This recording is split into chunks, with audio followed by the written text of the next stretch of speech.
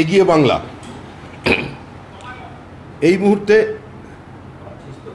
রাজ্য সরকারের কর্মচারীদের মাইনের নিরিখে তাদের বেতন সারা দেশের মধ্যে সর্বনিম্ন হিসেবে দ্বিতীয় স্থানে আছে। বহু রাজ্যে সপ্তম পে কমিশন লাগু হবার পরেও এই রাজ্য তাদের আর্থিক অনটনের জন্য রাজ্য সরকারদের কর্মচারীদের দিয়ে দিতে পারেননি। এই সরকারের যে ফ্ল্যাগশিপ প্রজেক্ট লক্ষ্মীর ভাণ্ডার, সেই লক্ষ্মীর ভাণ্ডার থেকে 15 লক্ষ মহিলাকে বাদ দেওয়া হয়েছে যাদের বয়স 60 বছরের ঊর্ধ্বে। এই 15 লক্ষ যাদের 60 বছরের ঊর্ধ্বে তালিকা থেকে সরিয়ে দেওয়া হলো, ধরে নেওয়া যেতে পারে তাদের বার্ধক্য ভাতার জন্য যে তালিকা আছে তার মধ্যে অন্তর্ভুক্ত করা হবে। কিন্তু সেই প্রচেষ্টা বা তার প্রতিফলন সাম্প্রতিক কোনো পদক্ষেপ সরকারের পক্ষ থেকে লক্ষ্য করা যায়নি। অর্থাৎ নতুন করে 15 লক্ষ মহিলাকে এর আওতার থেকে বাইরে নিয়ে চলে যাওয়া হলো। যদি প্রত্যেককে লক্ষ্মীর ভাণ্ডারের থেকে ভাতা দেয়া হয় তাহলে আনুমানিক মাসে খরচার পরিমাণ হচ্ছে 1400 কোটি টাকা। প্রায় 14,000 থেকে 16,000 কোটি টাকা প্রয়োজন যদি প্রত্যেককে লক্ষ্মীর ভাণ্ডারের আওতায় নিয়ে আসা যায়। কিন্তু সরকারের বাজেট বরাদ্দ হচ্ছে 9,800 কোটি টাকা।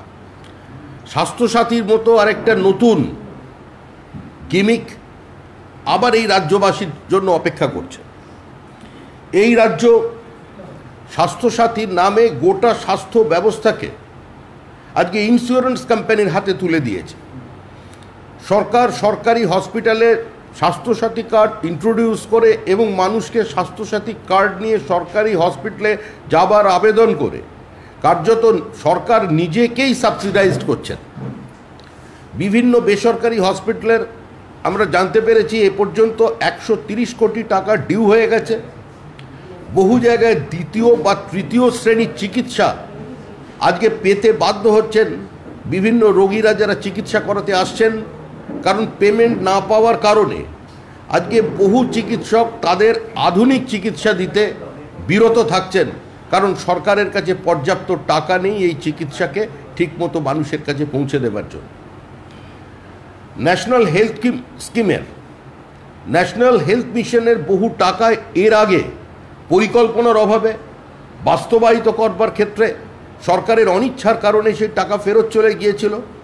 আজকে এই স্বাস্থ্যসাথীকে কেন্দ্র করে সরকার বিভিন্ন জেলায় যে সুপার স্পেশালিটি হসপিটাল তৈরি করেছিলেন, সেই সুপার স্পেশালিটি হসপিটালকে তাদের সরঞ্জাম দিতে, পর্যাপ্ত ওষুধ দিতে সম্পূর্ণভাবে ব্যর্থ হয়েছেন। এই মুহূর্তে বিভিন্ন সরকারি হসপিটালে ওষুধ ঠিকঠাক কেনবার মতো পয়সা রাজ্য সরকারের হাতে নেই, বা রাজ্য সরকার তাদের ডিউজগুলোকে ক্লিয়ার করছে না। সার্বিকভাবে পশ্চিমবঙ্গের স্বাস্থ্য ব্যবস্থা একটা চরম ধ্বংসের দিকে এগিয়ে গেছেন। সরকার একটার পর একটা ঘোষণা করছেন, এই সরকার কেন্দ্রের সমালোচনা করছেন, কেন্দ্রের সঙ্গে প্রতিযোগিতায় নেমেছেন।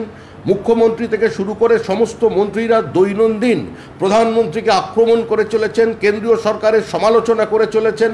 কিন্তু দুর্ভাগ্যের বিষয় 2016 সালে যে 10টি বিশ্ববিদ্যালয় এখানে তৈরির কথা ছিল, আজকে এই 10টি বিশ্ববিদ্যালয় এই মুহূর্তে কোন অবস্থায় আছে আজকে সেটা মানুষের সামনে এই সরকারকে জানাতে হবে।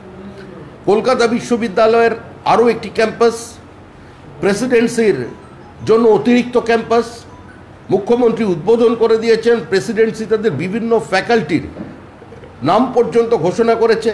কিন্তু মাত্র 7 দিন আগে একটি বৈঠকে বলা হচ্ছে যে রাজারহাটে কলকাতা বিশ্ববিদ্যালয়ের যে নতুন ক্যাম্পাস তৈরি হচ্ছে প্রস্তাবিত, এখনো পর্যন্ত ফান্ড অ্যালোকেশন হয়নি। যে পরিমাণ টাকা তাদের দেওয়ার কথা ছিল সরকারের, তার 1/5 এখনো পর্যন্ত সরকার আশ্বস্ত করেছেন সেটা দিতে পারবেন। যে প্রজেক্ট ছিল কলকাতা বিশ্ববিদ্যালয়, সেই প্রজেক্টের আয়তনকে ছোট করা হচ্ছে।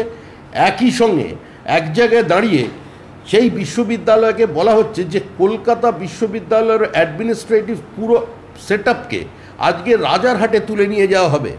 এই ধরনের একটা ঐতিহ্যশালী বিশ্ববিদ্যালয়, ভারতবর্ষের প্রথম 3টে বিশ্ববিদ্যালয় কলকাতা বিশ্ববিদ্যালয় ছিল। স্যার আশুতোষ মুখোপাধ্যায়ের স্মৃতি বিজড়িত বিশ্ববিদ্যালয়, যেখানে ডক্টর শ্যামাপ্রসাদ মুখার্জি বসেছেন, যার প্রাঙ্গণে কবি রবীন্দ্রনাথ ঠাকুর এসেছেন আজকে সেই বিশ্ববিদ্যালয় এবং কলকাতার যে কলকাতা বিশ্ববিদ্যালয়ের যে ঐতিহ্য, সামনে এত বড় বইপাড়া এবং তার যে টোপোগ্রাফিক্যাল অ্যাডভান্টেজ সমস্ত ছাত্রছাত্রীদের জন্য, একদিকে শিয়ালদা স্টেশন, অন্যদিকে হাওড়া স্টেশন, আমাদের হুগলি নদী, এই সামনে বইপাড়া, এই সমস্ত থেকে বিচ্ছিন্ন করে নিয়ে আজকে যদি এখান থেকে ভিসি, প্রো ভিসি বা রেজিস্টার সোজা চলে যান রাজারহাটে, তাহলে কলকাতা বিশ্ববিদ্যালয়ের কোনটা অবশিষ্ট থাকবে? আজকে শুধু ভিসি বা প্রো ভিসি তাদের জন্য বা রেজিস্টার যদি ওখানে চলে যান, তারা তো একলা যাবেন না। টোটাল অ্যাডমিনিস্ট্রেটিভ সেট আপকে, তাদের বহু ডিপার্টমেন্টকে এখান থেকে তুলে নিয়ে চলে যাওয়া হবে। এটা সার্বিকভাবে কলকাতা বিশ্ববিদ্যালয়ের ঐতিহ্য, কলকাতা বিশ্ববিদ্যালয়ে যারা ছাত্র ছিলেন, বর্তমানে যারা ছাত্রছাত্রী আছেন, তাদের সঙ্গে একটি সম্পূর্ণ বিশ্বাসঘাতকতার চক্রান্ত তৈরি করা হচ্ছে। আমরা ভারতীয় জনতা পার্টির তীব্র বিরোধী। আমরা চাই অবিলম্বে সরকার দ্বিতীয় ক্যাম্পাস যাতে অতি দ্রুত, মানে আরেকটি ক্যাম্পাস রাজারহাটে, তার কাজ শেষ করুক। কিন্তু সেটা প্রস্তাবিত কিসের জন্য হয়েছিল? যে সায়েন্স কলেজের থেকে বিভিন্ন ফ্যাকাল্টিকে তাদের আজকের আধুনিক শিক্ষায় বা শিক্ষিত করতে গেলে যে পরিমাণ স্পেসের দরকার হয়, যা ইকুইপমেন্টসের প্রয়োজন আছে, সেটা এখানে সায়েন্স কলেজে সম্ভব হচ্ছিল না। আজকে তাদের কারণেই রাজারহাটে এই প্রস্তাবিত ক্যাম্পাসের কথা বলা হয়েছিল, সেটাকে অনুমোদন দিয়েছে রাজ্য সরকার। কিন্তু আজকে যদি অ্যাডমিনিস্ট্রেটিভ ডিপার্টমেন্টটা ওখানে চলে যায়, তাহলে কলকাতা বিশ্ববিদ্যালয়ের যে সম্পূর্ণতা সেটারই শেষ হয়ে যাবে। আমরা সার্বিকভাবে দলের পক্ষ থেকে এর বিরোধিতা করছি। আমরা বলছি যে কোনো মূল্যে কলকাতা বিশ্ববিদ্যালয়ের উপাচার্যকে এই বর্তমান কলকাতা বিশ্ববিদ্যালয়ের ক্যাম্পাসের মধ্যেই রাখতে হবে, প্রভিসিকে এখানেই থাকতে হবে, রেজিস্ট্রারকে এখানেই থাকতে হবে, ছাত্রছাত্রীদের স্বার্থে, কলকাতা বিশ্ববিদ্যালয়ের মর্যাদার স্বার্থে, কলকাতা বিশ্ববিদ্যালয়ের ঐতিহ্যশালী পরম্পরার স্বার্থে, কলকাতা বিশ্ববিদ্যালয়ের ইতিহাসকে অটুট রাখবার স্বার্থে কলকাতা বিশ্ববিদ্যালয়ের এই চেয়ারেই আমাদের উপাচার্যকে বসার ব্যবস্থা করতে হবে। তারা যদি প্রয়োজনে যখন সায়েন্স কলেজে যান, অন্য কোনো ক্যাম্পাসে যদি ভিসি যান, তিনি কোথায় বসেন? নিশ্চয়ই তার জন্য একটি ব্যবস্থিত চেয়ার সেখানে থাকে, সেভাবেই গিয়ে রাজারহাটের ক্যাম্পাসে বসতে পারবেন।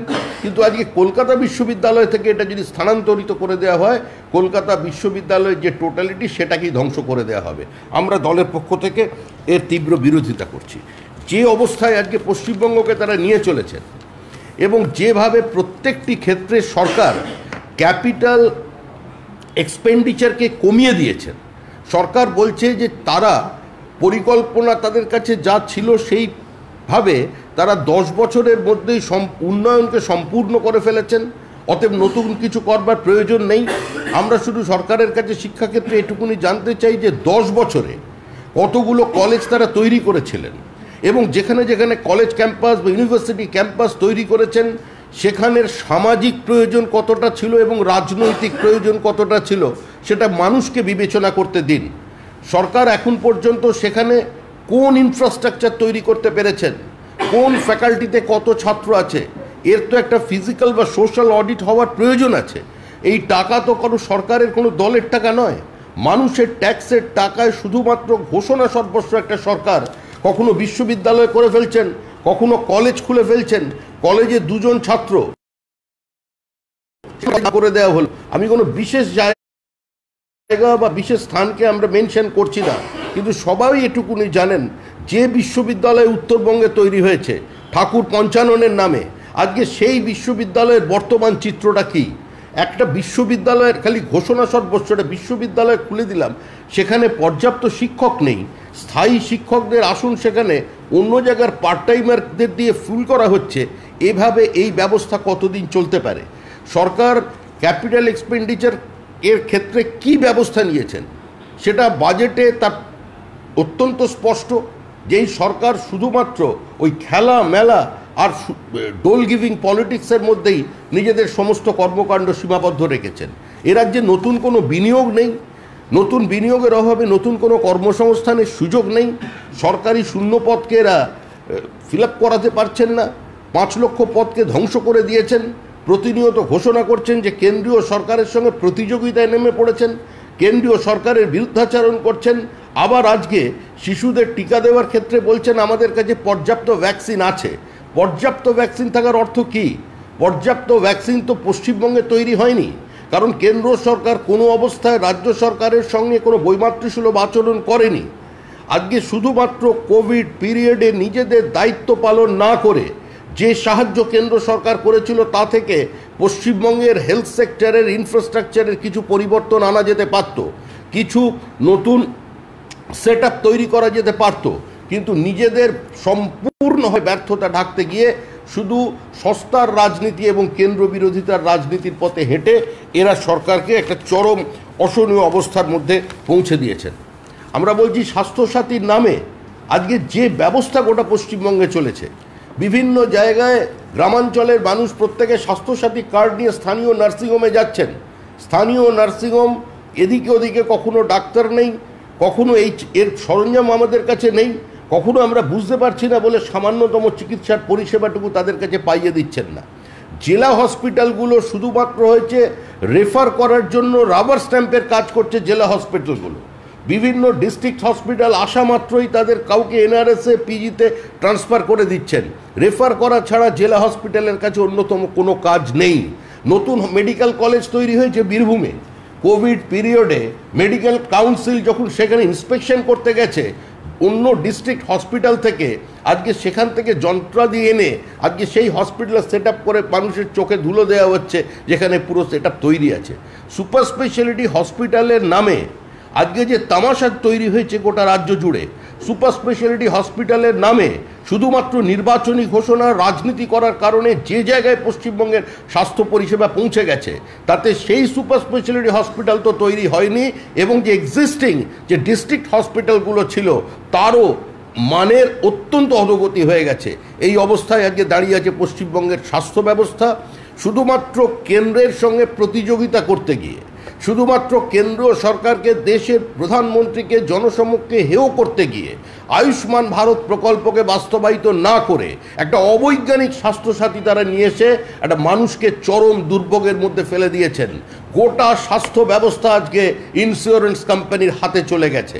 যারা পদস্থ সরকারি যারা চিকিৎসক আছেন তাদের যে ট্রান্সফার পলিসি, তাদের যে বিভিন্ন সময় ট্রান্সফার হওয়ার যে নীতি এই সরকারের আছে, সেটা কোন জায়গায় পৌঁছেছে? চরম ক্ষোভ এবং হতাশা তাদের মধ্যে দানা বেঁধেছে। শুধুমাত্র এই সরকারের সবচেয়ে বড় সাফল্য এটাই যে এই সরকার সমস্ত সরকারি কর্মচারীদের মধ্যে, সে শিক্ষক হোক, অধ্যাপক হোক আর চিকিৎসক হোক, একটা ভয়ের বাতাবরণ তৈরি করেছে, আতঙ্কের পরিবেশ তৈরি করেছে, যার জন্য সংঘবদ্ধভাবে এরা কেউ করে মানুষের কথা সামনে বলতে পারছেন না।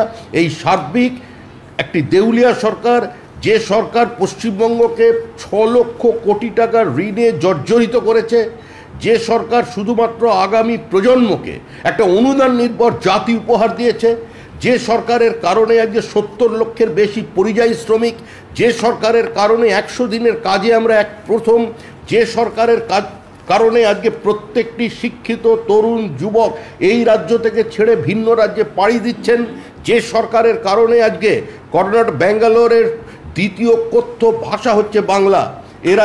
এই রাজ্য সরকারের সম্পর্কে, এদের সার্বিক নীতি সম্পর্কে আজকে সংঘবদ্ধভাবে দলমত নির্বিশেষে এবং সমস্ত সাধারণ মানুষকে, যারা কোনো রাজনৈতিক দলের ঝান্ডা বহন করেন না, কোনো রাজনৈতিক দলের হয়ে বিভিন্ন জায়গায় কথা বলেন না, নির্বাচনে হয়তো ভোট দেন, প্রয়োজনে কোনো সমালোচনা করেন, তাদের ঐক্যবদ্ধ হয়ে দলমত নির্বিশেষে এই একটি প্রজন্মকে চরম ধ্বংসের মুখে ঠেলে বাঁধে সংঘবদ্ধ হতে হবে। ধন্যবাদ।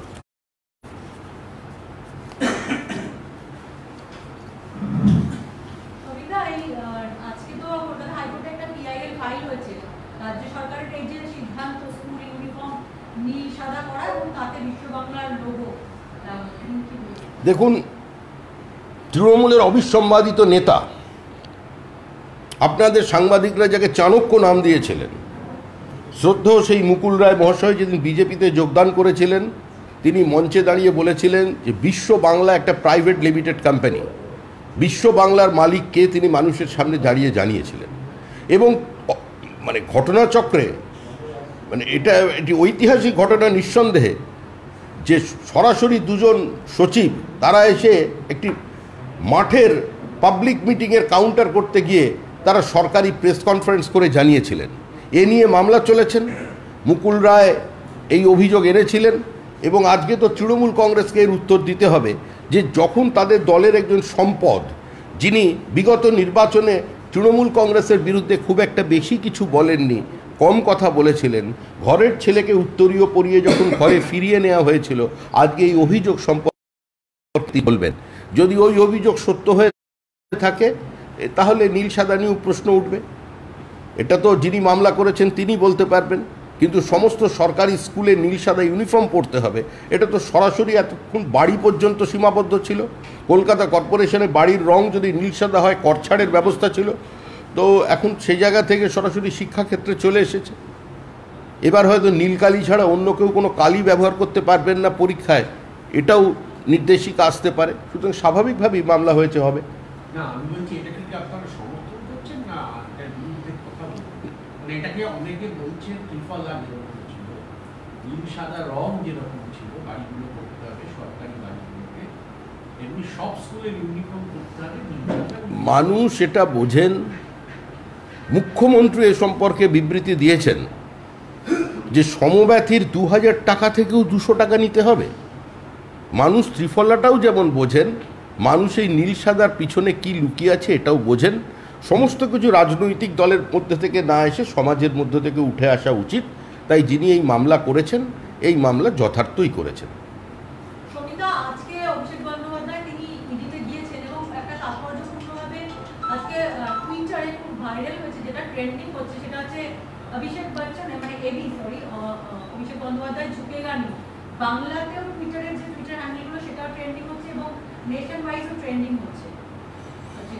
আমার মনে হয় না ভারতবর্ষের রাজনীতি টুইটার ফেসবুক দিয়ে নিয়ন্ত্রিত হয়, এবং আমরা এটা মনে করি না। নিঃসন্দেহে সোশ্যাল মিডিয়া একটা বড় মাধ্যম। অভিষেক বন্দ্যোপাধ্যায়কে ইডি ডেকে পাঠিয়েছেন, এ নিয়ে বিজেপির কোথাও কিছু বলার নেই, অন্তত রাজ্য বিজেপির তো কিছু বলারই নেই।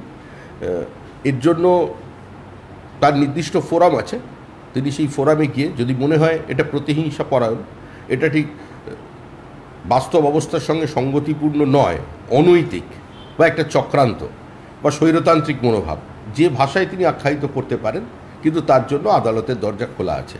এর উত্তর কিছু আমাদের কাছে নেই।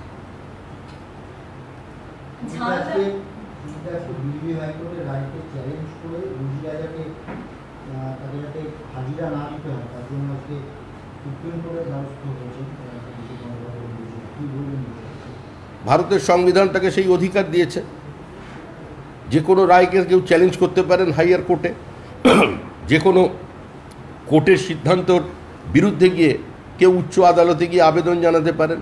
এর মধ্যে তো কোনো রাজনীতি থাকা উচিত নয়, তারা তাদের মতো করে করছেন। আমরা যেটা বলেছি, কোনো প্রতিহিংসার রাজনীতি বিজেপি করেনি। যে কথা বারবার তৃণমূলের পক্ষ থেকে বলা হচ্ছে যে বিজেপি ইডি সিবিআইকে কাজে লাগিয়ে নির্বাচনে বৈতরণী পার করতে চায়, নির্বাচনী সাফল্য পেতে চায় বা নির্বাচনে পরাজিত হলে প্রতিহিংসার আচরণ করতে চায়। আমাদের বক্তব্য শুধু এটাই যে একটা রাজনৈতিক দল 80-র দশকে শুরু করে 2 থেকে 89-তে পৌঁছেছিল, তখন ইডি সিবিআই যে সরকারের কাছে ছিল সেই সরকারটা বিজেপির সঙ্গে ছিল না। যেদিন ভারতবর্ষের একার শক্তিতে কংগ্রেসের গর্ভ থেকে জন্ম না নিয়ে, নিজেদের মতাদর্শের সঙ্গে সমঝোতা না করে, কারোর কাছে মাথা না ঝুঁকিয়ে, কারোর আঁচল না ধরে একটা রাজনৈতিক দল যখন ম্যাজিক ফিগার পার করেছিল, কংগ্রেসকে হারানো যেতে পারে, কংগ্রেস হারতে পারে, Congress can be defeated and they are certainly to be defeated, এই বিশ্বাস যে রাজনৈতিক দল মানুষের সামনে রেখে মানুষকে বিশ্বাস করিয়ে ভারতবর্ষের শাসন পরিচালনার ক্ষমতা নিজের হাতে নিয়েছিল, তখন সে ভারত সরকারে বিজেপি ছিল না। যারা সরকারে ছিলেন, ইডি সিবিআই এর বিরুদ্ধাচরণ করেই এই সরকার ক্ষমতায় এসেছে। সুতরাং কোনো একটি আঞ্চলিক দলের কোনো নেতার ওপরে বা আঞ্চলিক দলের বা যে কোনো সর্বভারতীয় দলের কোনো নেতার ওপরে কোনো কেন্দ্রীয় সংস্থার অপব্যবহার করে কোনো পলিটিক্যাল ভেন্ডেটাও বিজেপি কোনো দিন করেনি। আর দলের নির্বাচনী সাফল্যকে ধরে রাখবার জন্য কাউকে ইডি সিবিআই দিয়ে ব্যবহার করে বিজেপির মতো একটা দলের প্রয়োজন হয় না। কালনা 17 জন কাউন্সিলরকে আজকে ডেকে পাঠানো হয়েছে তৃণমূল কংগ্রেসের। গত 16 তারিখে ভোট গঠন হওয়ার কথা ছিল, কিন্তু সেই ভোট গঠন করা যায়নি। কারণ হচ্ছে কি চেয়ারম্যান কি হবেন, মানে ভাইস চেয়ারম্যান কে চেয়ারম্যান করার দাবিতে কি বলবেন? না তো ওদের পারিবারিক ব্যাপার আমরা কোনো কথা বলতে যাব? বাড়ির যিনি গৃহকর্তা আছেন তিনি বাড়ির সংসারে অশান্তি হলেই ডেকে পাঠাবেন, ডেকে পাঠিয়ে ভালোই করেছেন। তাড়াতাড়ি ডেকে এখানে ভাগ বটরার হিসাব ঠিকঠাক করে দিয়ে করলে ভালো, না হলে আবার পানিহাটির অনুপমের মতো মাথায় গুলি খেয়ে মারা যেতে হবে। এ ধরনের ঘটনার পুনরাবৃত্তি যাতে না ঘটে তার জন্যই ডেকে পাঠিয়েছেন, ভালো জিনিস।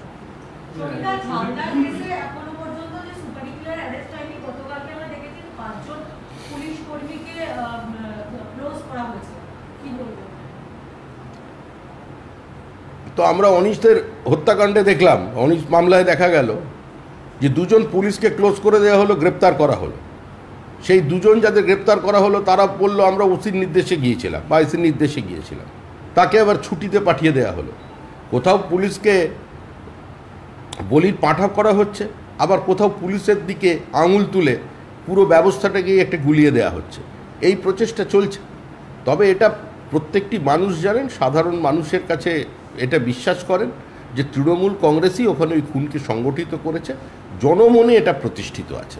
এই পুলিশ রিলেটেডই আরেকটা প্রশ্ন সবিতা, সেটা হচ্ছে যে একজন ইন্সপেক্টরকে নিয়ে, যিনি এখন এসি, তাকে নিয়ে আপনারা নির্বাচনের সময়ও নির্বাচন কমিশনে অভিযোগ করেছিলেন। একটা ভিডিও ভাইরাল হয়েছে বাঁকুড়া একটা পুলিশ ওয়েলফেয়ার অ্যাসোসিয়েশনের একটা সভাতে, তিনি একজন রাজনৈতিক নেতা নামে আপনাদেরই দলের এক নেতার সম্পর্কে মন্তব্য করছেন এবং তাদের কিছু রাজনৈতিক বক্তব্য রাখছেন, কি বলবেন? এখানে তো তৃণমূল কংগ্রেস, পুলিশ, সরকার, নেতা নেত্রী আলাদা কিছু নয়। এটা করছেন অত্যন্ত স্বাভাবিকভাবেই করছেন। শাসক দল যারা আছে, যারা সরকারে আছে, তারা এটাই চান। তো তিনি সঠিক লাইনেই আছেন, পার্টির লাইনেই আছেন, তার পদোন্নতি কেউ আটকাতে পারবে না। সবিতা, আজকে বিধানসভায় আপনাদের দলের 5 বিধায়কের আসন পরিবর্তন করা হয়েছে, মুখ্যমন্ত্রী বলেছেন স্পিকারের কাছে, কি বলবেন? বিষয়টি আমার জানা নেই, আর এই বিষয়ে যা বলার আমাদের পরিষদীয় দলের পক্ষ থেকে কেউ বলবেন। মুখ্যমন্ত্রী আবার উত্তরবঙ্গ সফরে যাচ্ছেন। উত্তরবঙ্গের মানুষের জন্য আরও কিছু প্রতিশ্রুতি অপেক্ষা করছে।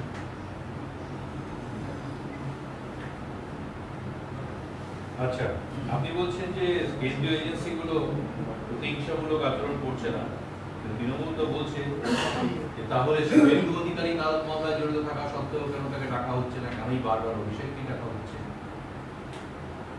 এর উত্তর সিবিআই বা ইডি দিতে পারেন। শুভেন্দু অধিকারীকে অতীতে এই সংস্থা ডেকেছিল, শুভেন্দু অধিকারীকে কি প্রশ্ন করা হয়েছিল, কি উত্তর দেওয়া হয়েছিলেন, সেটা সন্তোষজনক ছিল কিনা সেটা নিশ্চয়ই ইডি সিবিআই মনে করেছেন যখন ডাকবার প্রয়োজন নেই এখন পর্যন্ত, সেটা তো তারা বলতে পারেন। এর সঙ্গে বিজেপির কোথাও কোনো সম্পর্ক নেই। তৃণমূল বলছে যে বিজেপিতে নাম লেখানোর পর থেকে আর ডাকছে না। যেটা কোনো তৃণমূল কংগ্রেস তো এটা নতুন কিছু বলছে না। তৃণমূল কংগ্রেস, আমি বলেছি বারবার, 2021 হবে না। একটা নির্বাচনের সাফল্য সমস্ত প্রশ্নের উত্তর হতে পারে না। যে কথা তৃণমূল কংগ্রেস বলছে, এই কথা তারা উত্তরপ্রদেশের মাটিতে দাঁড়িয়ে বলেছে, এই কথা তারা গোয়ায় দাঁড়িয়ে বলেছে, এই কথা দিল্লিতে বলেছে, লখনৌতে বলেছে। এই কথা বলে তারা বিভিন্ন রাজনৈতিক দলকে বিজেপি বিরোধী মঞ্চ তৈরি করবার প্রয়াস করেছেন। সোনিয়া গান্ধীকে বলেছেন, শরদ পাওয়ারকে বলেছেন, কাউকে বাদ রাখেননি, এবং সর্বোপরি দেশের মানুষকে বলেছেন, ভিন্ন রাজ্যের বাসিন্দাদের বলেছেন। মানুষ এগুলোকে শুনে গণতান্ত্রিক ব্যবস্থায় যেটা আছে সুস্থ স্বাভাবিক নির্বাচন, যেটা অবশ্যই এ রাজ্যে হয় না, সেখানে তারা ভোট দিয়ে দিয়েছেন, মানুষের উত্তর দিয়ে দিয়েছেন। এর উত্তর ইডি বা সিবিআই দিতে পারে যদি মনে হয়। আমি তো আবার বলছি, আমাদের দলের অবস্থান এটাই, যদি কোথাও মনে হয় তৃণমূল কংগ্রেসের যেটা প্রতিহিংসামূলক আচরণ, কোথাও মনে হয় শুধুমাত্র রাজনৈতিক ফায়দা তোলার জন্য বিজেপি এই কাজ করছে, তার জন্য আদালতের দরজা খোলা আছে। দেশের বিচার ব্যবস্থার প্রতি আমার মনে হয় তৃণমূল কংগ্রেসের এখনও আস্থা আছে, কারণ এখনও তাদের বিরুদ্ধে কোনো স্টেটমেন্ট আমরা শুনিনি। ঝালদার ঘটনা নিয়ে যিনি মারা গেছেন, ঝালদায় তার স্ত্রী বলেছে যে মূল অ্যাকিউজড আইসি, তাকেই তো সরানো হয়নি, তাহলে এই তদন্তের উপর ভরসা রাখবো কি? এই সিটের উপরে আমরা ভরসা রাখতে পারছি না। সিটের ওপরে ভরসা আছে কোন মানুষ বলেছেন? ওদিকে ঝালদায় যিনি মারা গেছেন তার স্ত্রী সিটের ওপরে ভরসা নেই, আনিসের বাবার সিটের ওপরে ভরসা নেই, আর পানিহাটির গোটা ব্যাপারটাকে গুলিয়ে দিয়েছেন, সেই জন্য পরিস্থিতির বাধ্যবাধকতায় তারা সিটের ওপর বা সিআইডির ওপরে ভরসা রাখছেন। পরিস্থিতি যাই হোক না কেন, আমরা এটুকুনি বলতে চাই যে মৃত ব্যক্তি যারা, তাদের শোকসন্তপ্ত পরিবারের কোনো বক্তব্য নিয়ে আমরা কোনো কাটাছাড়া বা সমালোচনা করতে চাই না।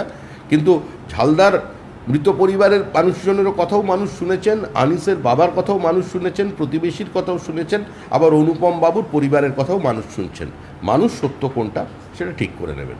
আপনাদের পার্টিতে দেখা গেছে যে ছোট মেজো সেজো উঁচু বিভিন্ন নেতা সব সিকিউরিটি নিয়ে ঘুরে বেড়াচ্ছে, অথচ জগন্নাথ সরকারের মতো একজন সাংসদ কেন তার নিরাপত্তা তুলে নেওয়া হলো এবং তারপর সে উপর্যুপরি আক্রান্ত হলো? রহস্য। কারোর কোনো সিকিউরিটি তুলে নেওয়া হয়নি। জগন্নাথের যারা মনে করেছেন একে সিকিউরিটি দেওয়ার প্রয়োজন আছে, তাকে সিকিউরিটি দিয়েছেন। সেটা সম্পূর্ণ কেন্দ্রীয় সরকারের স্বরাষ্ট্র মন্ত্রকের বিষয়, এ নিয়ে আমাদের কিছু বলার থাকতে পারে না। ছোট মেজো কুঁচো এরকম কোনো নেতা বিজেপিতে নেই। যারা আক্রান্ত হতে পারেন, তারাও যাদের জীবনের মূল্য আছে মনে করছেন, তাদের প্রত্যেককেই সিকিউরিটি হয়তো প্রোভাইড করেছে তারা। আর সিকিউরিটির বিষয় বিজেপির, রাজ্য বিজেপির কোনো বিষয় না। বাবুল সুপ্রিয় বলেছেন বিজেপিতে আমার অনেক বন্ধু আছে যারা ধীরে ধীরে সব তৃণমূলের সাথে যোগদান করবে। কিছু বলার কথা না থাকলে মানুষ এগুলো যারা বলতে শুরু বেরিয়ে করে। আসতে চাইছে বিজেপি থেকে, তারা বিজেপি ছেড়ে বেরিয়ে আসতে চাইছে। এখন উনি যেখানে নির্বাচনে প্রতিদ্বন্দ্বিতা করছেন সেখানের মানুষকে ঘর থেকে বার করবার চেষ্টা করুন। যা যা কথা মঞ্চে দাঁড়িয়ে বলেছেন সেটা বলার চেষ্টা করুন। কিছুটা উনি চেষ্টা করছেন, ফেজ টুপি টুপি পরে, ভালো লক্ষণ। এটা মানিয়ে নেওয়ার পরিবেশের সঙ্গে চেষ্টা করছেন।